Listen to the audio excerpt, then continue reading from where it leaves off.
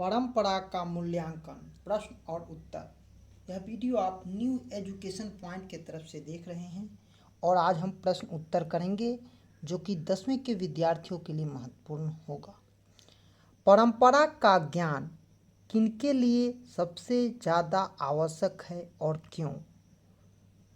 तो हम लिखेंगे प्रस्तुत पाठ हमारे हिंदी पाठ्य पुस्तक गोधली भाग 2 से लिया गया है। इस पाठ के रचनाकार रामविलास शर्मा और पाठ का नाम परंपरा का मूल्यांकन है। जो लोग साहित्य में युग परिवर्तन करना चाहते हैं, जो लोग लकीर के फकीर नहीं बनकर रूढ़ियाँ तोड़कर क्रांतिकारी साहित्य की रचना चाहते हैं, उनके लिए परंपरा का ज्ञान आवश्यक है, क्योंकि परंपरा के ज्ञान से प्रगतिशील आलोचना का विकास होता है। अर्थात प्रगतिशील आलोचना साहित्य परंपरा का मूर्त ज्ञान है। दूसरा प्रश्न है, परंपरा के मूल्यांकन में साहित्य के वर्गीय आधार का विवेक लेखक क्यों महत्वपूर्ण मानता है?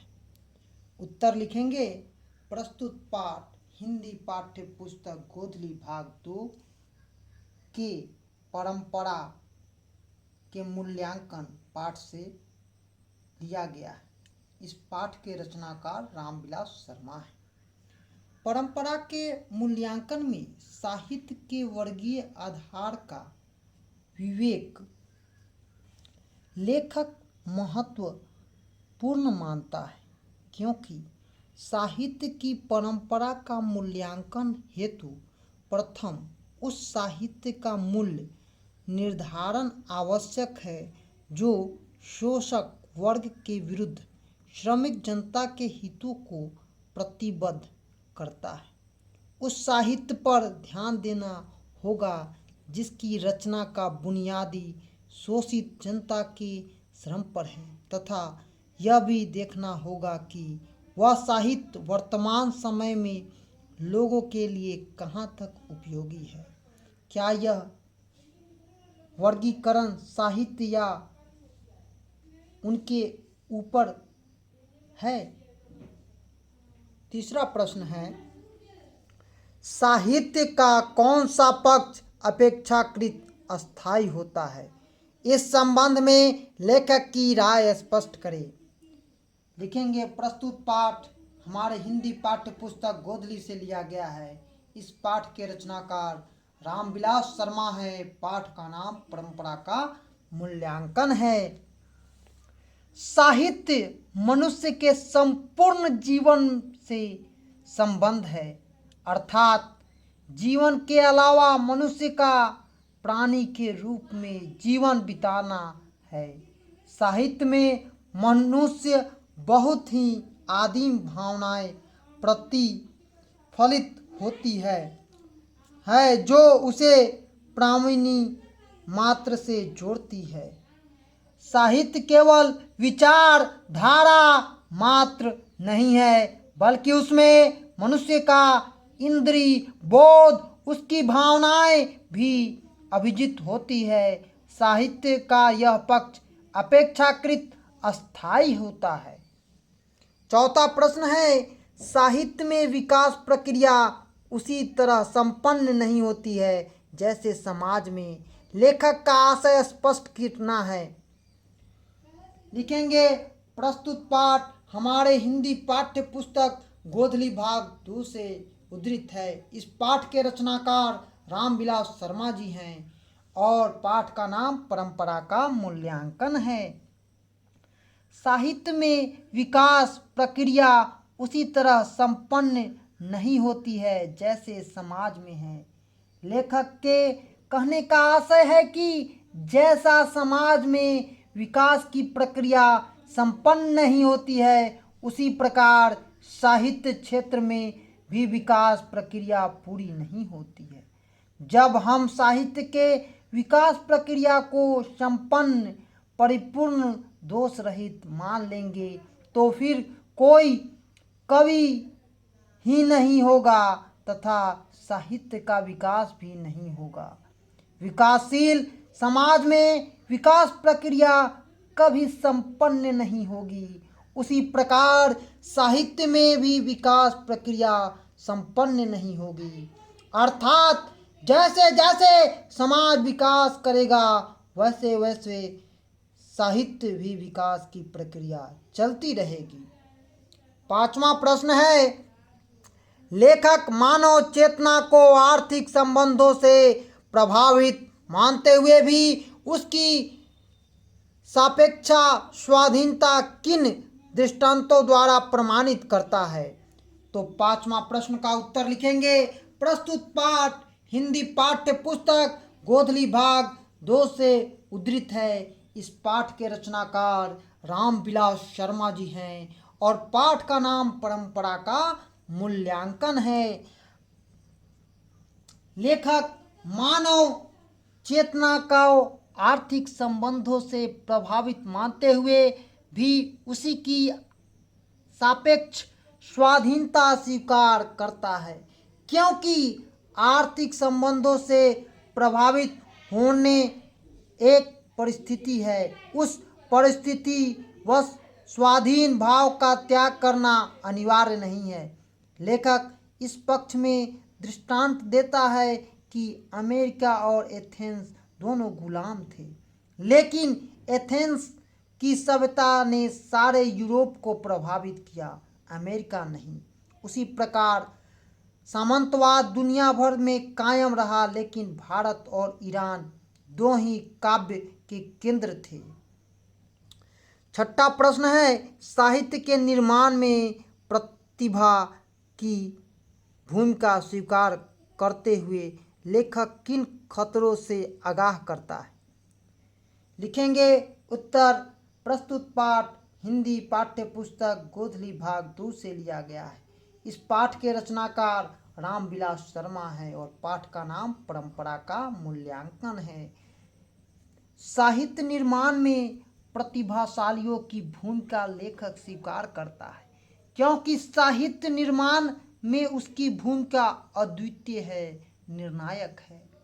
लेकिन इस स्वीकारात्मक पक्ष में खतरा भी है, क्योंकि प्रतिभाशाली मनुष्य की कृति साहित्य में दोष नहीं होता है। हम दावा नहीं कर सकते हैं, कला का निर्दोष होना भी एक दोष है। जब तक कला में दोष नहीं होगा, जिसे हम अद्वितीय कला कहते हैं, उस कला के पक्ष में अन्य प्रतिभाशालियों का उल्लेख कार्य संभव ही नहीं होगा। सातवां प्रश्न है, राजनीतिक मूल्यों से साहित्य के मूल्य अधिक अस्थायी कैसे हैं। तो राजनीतिक मूल्यों से साहित्य के मूल्य अधिक अस्थायी होते हैं। इस पक्ष में लेखक कहते हैं, अंग्रेजी कवि टेनिस ने लैटिन कवि वर्जिल पर एक कविता लिखी कि रोम साम्राज्य का वैभव समाप्त हो गया, पर वर्जिन के काव्य सागर की ध्वनि तरंगे हमें आज भी सुनाई देती हैं और हृदय को आनंद विहल कर देती है।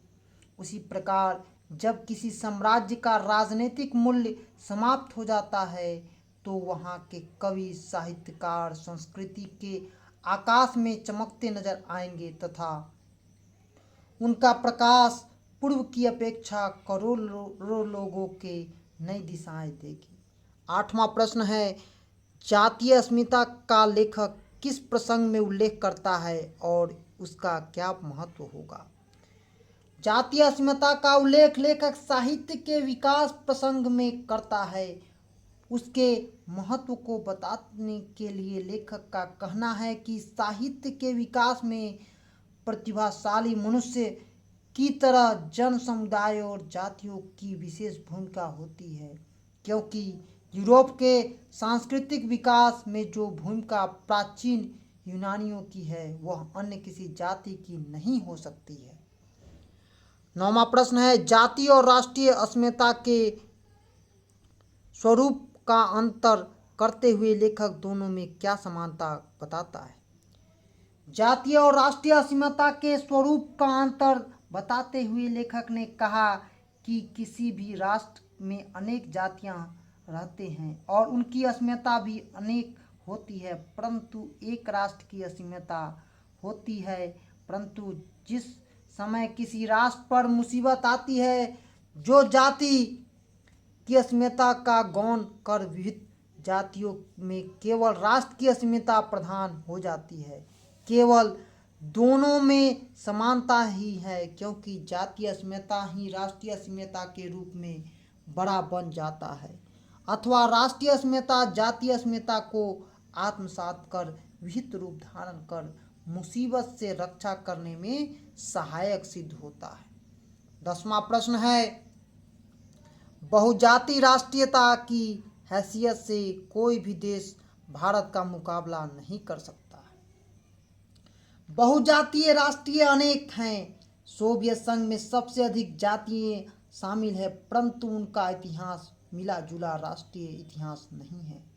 जैसा कि भारतीय जातियों का राष्ट्रीय इतिहास एक है। यूरोप के लोग यूरोपियन संस्कृति की बात करते हैं, पर यूरोप कभी राष्ट्र नहीं बना, बल्कि दो भागों में विभक्त होकर राष्ट्रीयता को विभाजित कर डाला।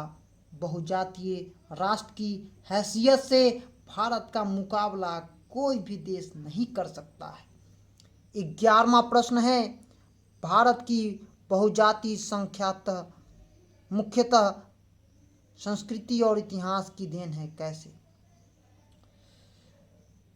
तो भारतीय की बहुजाति मुख्यतः संस्कृति और इतिहास की देन है, क्योंकि यहाँ की राष्ट्रीयता एक जाति द्वारा दूसरी जाति पर राजनीतिक प्रभुत्व कायम करके स्थापित नहीं हुई है, बल्कि हमारी राष्ट्रीय बहुजातियों को अपने में पिरोकर अद्वितीय माना गया है। 12वां प्रश्न है, किस तरह समाजवाद हमारी राष्ट्रीय आवश्यकता है? इस प्रसंग में लेखक के विचारों पर प्रकाश डालना है। आज समाजवाद हमारी राष्ट्रीय आवश्यकता है। लेखक के विचार से यदि समाजवादी व्यवस्था कायम होने पर राजशाही रूस नवीन राष्ट्र के रूप में पुनः गठित हो सकता है, तो भारत में समाजवादी व्यवस्था कायम होने पर यहाँ की राष्ट्रीय अस्मिता पहले से कितना पुष्ट होगा, इसकी कल्पना की जा सकती है। देश के साधनों का सदुपयोग समाजवादी व्यवस्था में ही संभव है। छोटे बड़े राष्ट्र जो भारत से ज़्यादा पिछड़े थे, समाजवादी व्यवस्था कायम करने के बाद पहले की अपेक्षा कहीं ज़्यादा शक्तिशाली हो गए। भारत की राष्ट्रीय क्षमता का पूर्ण विकास समाजवादी व्यवस्था से ही संभव है। और 13वां प्रश्न है, निबंध का समापन करते हुए लेखक कौन सा स्वप्न देखता है? उसे साकार करने में परंपरा की क्या भूमिका होगी, विचार करें। लेखक निबंध का समापन करते हुए उस दिन का स्वप्न देखता है जब देश में समाजवादी व्यवस्था कायम होगी। उस दिन अधिक से अधिक लोग साक्षर होंगे, तब वे साहित्यकारों की रचनाओं को पढ़ेंगे। जब पढ़ेंगे तो उस साहित्य से उसका पूरा परिचय होगा और सही अर्थों में साहित्य परंपरा का मूल्यांकन कर पाएंगे। 14वां प्रश्न है, साहित्य सापेक्ष रूप में स्वाधीन होता है। इस मत को प्रमाणित करने के लिए लेखक ने कौन से तर्क और प्रमाण उपस्थित किए? तो 14वां प्रश्न है, प्रस्तुत पाठ हमारे हिंदी पाठ्य पुस्तक गोधली भाग 2 से लिया गया है। इस पाठ के रचनाकार रामविलास शर्मा और पाठ का नाम परंपरा का मूल्यांकन है। साहित्य सापेक्ष रूप से स्वाधीन होता है, जबकि परिस्थिति जातियां पराधीन होती हैं। इस मत को प्रमाणित करने के लिए लेखक ने प्रमाण उपस्थित करते हुए कहा कि अमेरिका और एथेंस दोनों गुलाम हुए, लेकिन एथेंस का साहित्य संपूर्ण एथेंस को प्रभावित किया, न कि अमेरिकी साहित्य को। यह वीडियो आप न्यू एजुकेशन पॉइंट के तरफ से परंपरा का मूल्यांकन पाठ प्रश्न उत्तर देख रहे थे। जय हिंद, जय भारत।